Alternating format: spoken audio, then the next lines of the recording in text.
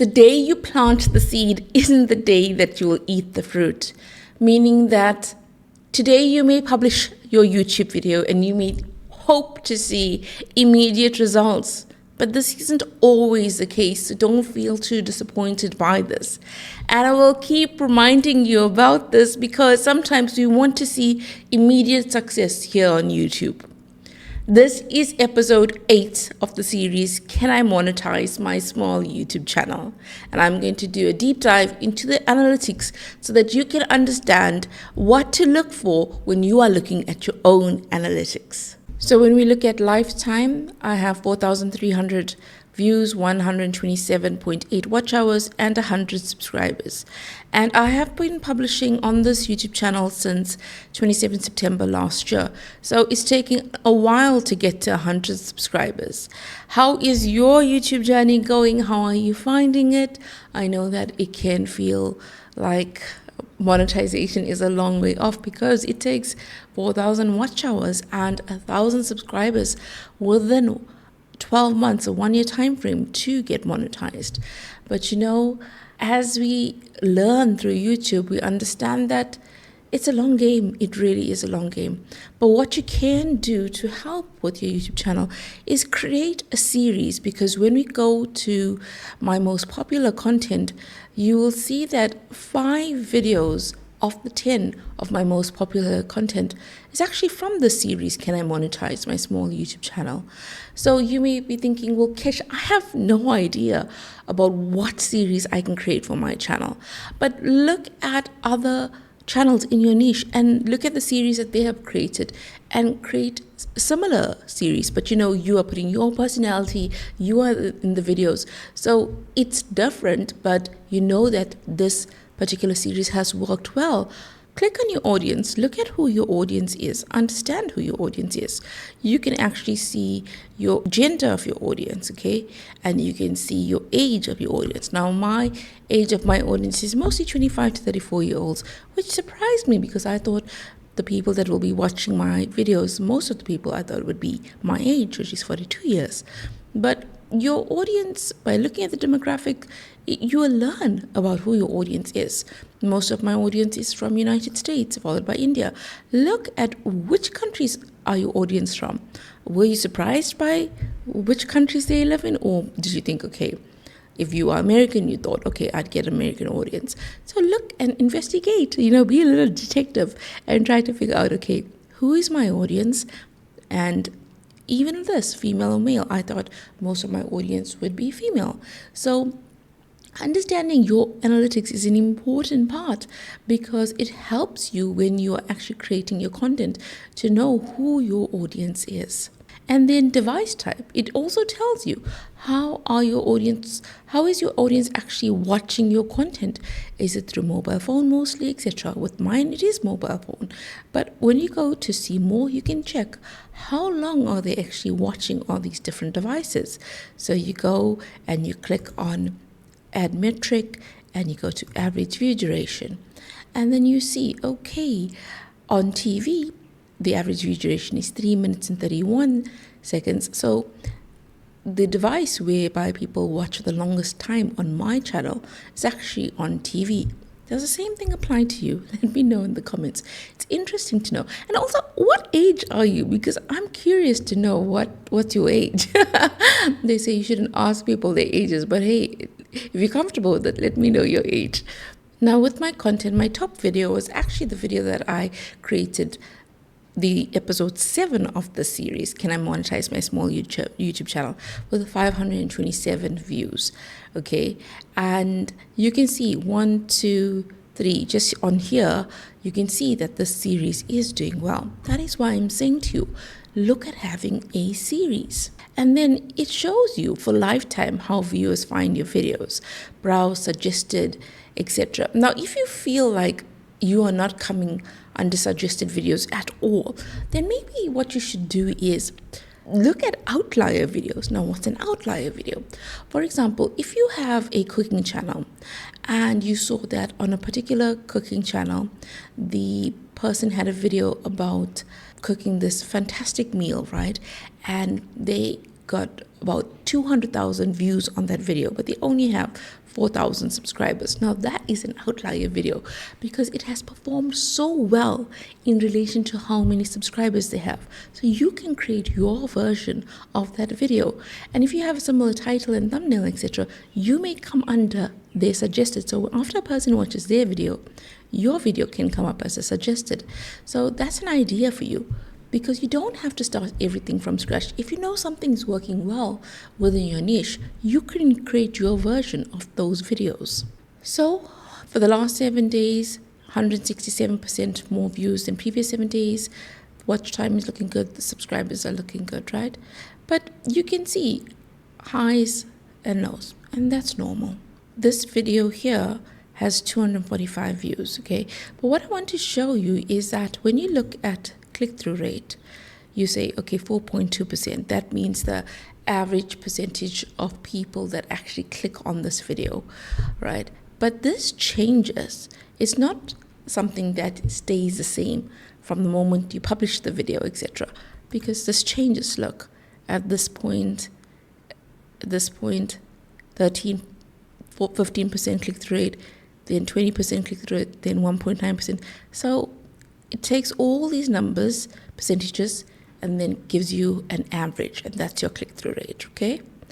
And even with your views, you'll see that with this video, it took time to actually gain some momentum.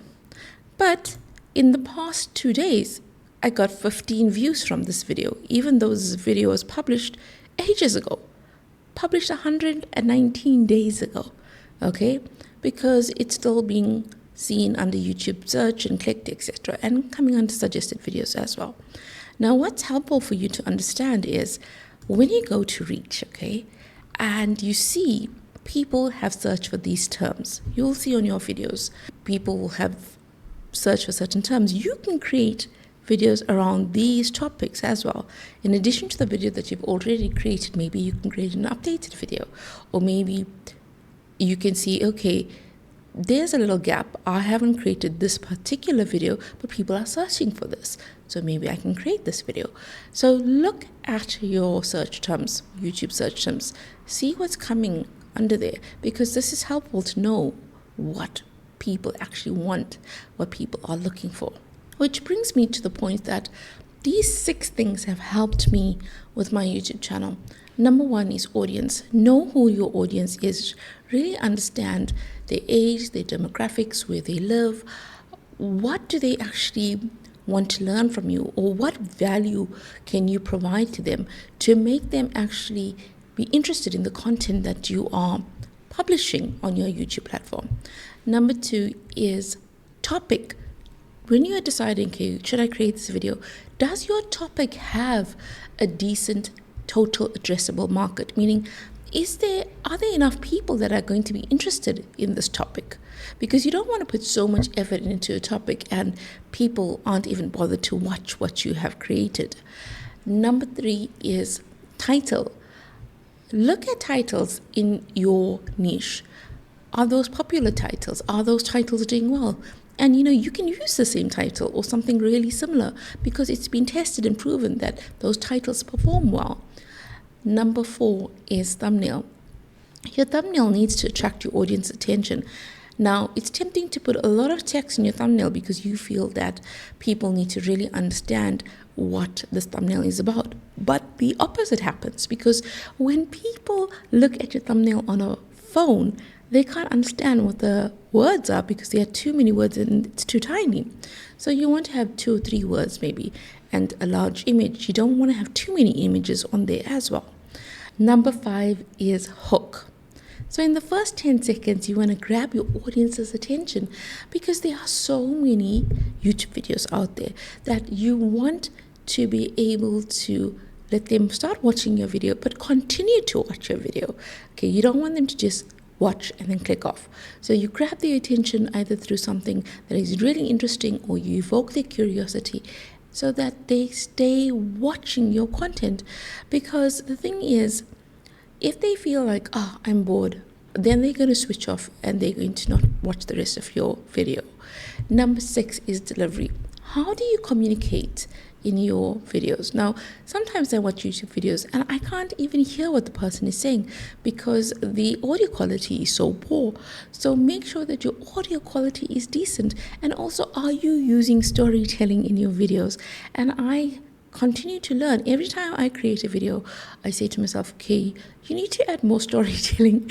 It doesn't come naturally to me. I am a 42-year-old YouTuber. I love YouTube. I love learning about it.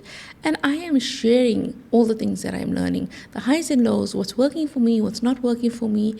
And I'm sharing this journey because if somebody is like 10 steps behind, and I also on this platform, being a small YouTuber, I want to share these struggles. I want to share these successes, because I don't want them to feel like it's only happening to them. Because sometimes being a YouTuber can be a very, very lonely existence.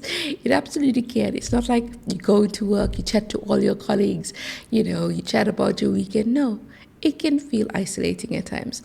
And I think this platform is so powerful. I didn't grow up with YouTube because it didn't exist when I was growing up. But I think it's amazing that you can just connect with people from all over the world in such a short space of time. They watch you on their TV, they watch you on their mobile phones. It's interesting and I love learning. So my big why I created this YouTube channel is because I think that education is so important, and education no longer needs to just be in a classroom setup. It can be online. And if I can impart whatever knowledge I'm learning to other people who are on a similar path than me, then hey, yay. Because even as a teenager, I used to often tutor my fellow kids in my class, and I used to do it for free. Looking back, hey, I could have made a lot of money. But yeah, I tutored them, they came to my home and I taught them. And it just gave me great joy to be able to help other people. And that's been a common thread in my life where I enjoy helping others. Now, when we go to content on my YouTube platform, I have created 81 long form videos. And it takes a great deal of effort. It does. I can't say it's... Some parts of it is in easy mode, but the majority of YouTube, sometimes it can feel downright difficult, to be honest. And I think what's helped me is having a strategy in place, understanding your why you created this channel, understanding your demographics. Because when you feel demotivated, it helps you to keep perspective and to keep the faith. And then having a content calendar is also very, very beneficial, because you understand what your week will look like in terms of content creation for your channel. And when you have deadlines in place and when you feel organized mentally about your way forward, it makes you feel like you can achieve this, instead of time passing by and you haven't created videos and then you just feel depressed about it and you don't feel motivated to try. But when you have things written, typed out, use Google Documents. I use Google Documents for my strategy and my content calendar. It helps me to stay focused and to understand what my next steps are. Because once you have direction, then it makes it easier to follow that path, because you can see it. You can visually see your next steps. Okay, today I'm creating this video. On Friday, I'll create that video. You understand it. You're not guessing. Take out the guesswork, because then it makes things far easier for you. Now, playlists. I say to you, definitely have playlists. Okay, so I have playlists because a playlist is basically like, for example, I have a playlist about why people over 40 must start a YouTube channel, and I have videos for over 40s about how they should start a YouTube channel, etc. So that if a person watches one video, then they don't have to search for the other videos around this topic, because I have created a playlist for them. It's now structured content. So have playlists in place to make it easier for your viewer, your audience, to understand the different videos that you have created, and for them to easily navigate, from watching this video to the next video to the next video. They don't have to search. You're taking out the guesswork for them. And also, when you're speaking like this on camera, I know it can be so intimidating, but talk as if you're talking to one person and not thousands of people, because that also just scares you so much. It's scary, man. It's scary to be on camera. It's scary to know people are watching you. It's scarier to feel like people are going to judge you. All of it can be so scary and overwhelming. But you know what? The more often you create content and you aim to improve with every video that you post, then it becomes less scary. It does become less scary. And I know sometimes we can fixate, oh, I can't post this video, I don't like the way I look. I can't film this video, I don't like the way I look. Sometimes you can have those fears, you can have those doubts. And I created a video about that because we are human and we can sometimes really feel bad about ourselves. And the thing that I will always say about YouTube is whether you think you can or you think you can't, you're probably right. Because mindset is so important. If you think you can do this, then you probably will. And if you think you can't do this, then you probably won't.